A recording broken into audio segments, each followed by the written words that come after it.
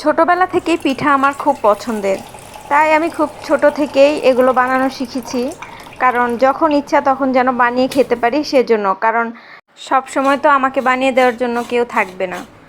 তো আমি পিঠা বানানোর জন্য প্রথমেই নারকেল কুড়িয়ে নিচ্ছি, কারণ পিঠা বানানোর একটি গুরুত্বপূর্ণ উপাদান হলো নারকেল। তো আমি নারকেল কুড়িয়ে প্রথমে এটাকে কড়াইতে ঢেলে দিলাম এবং আমি এর মধ্যে দিয়ে দিব একটু চিনি এবং একটু লবণ। এটা দিয়ে আমি এটা একটু ভালো করে ভেজে নিলাম। আর এখন আমি দিয়ে দিব আমার পিঠার মেইন উপাদান, এটা হলো তিল। হয়তোবা সবাই গেস করতে পারছেন আমি আজকে বানাবো তিলের পুলি পিঠা।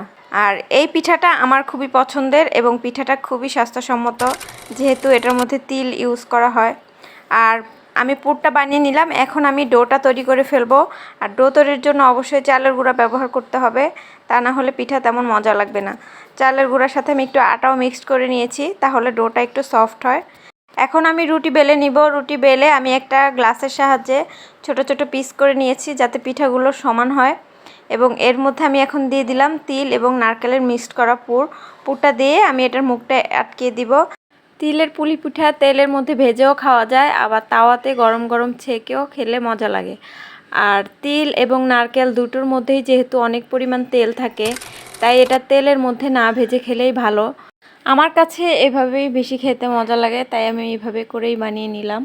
যে কোনো ধরনের পিঠা বানাতেই আমার খুব ভালো লাগে। আমি সবসময় পিঠা খুব আগ্রহ নিয়ে বানাই। আর কেউ যদি আমার কাছে খেতে চায়, আমার কাছে খুবই আনন্দ লাগে তাকে বানিয়ে খাওয়াতে। আর পিঠা হলো আমাদের দেশের একটা ঐতিহ্য।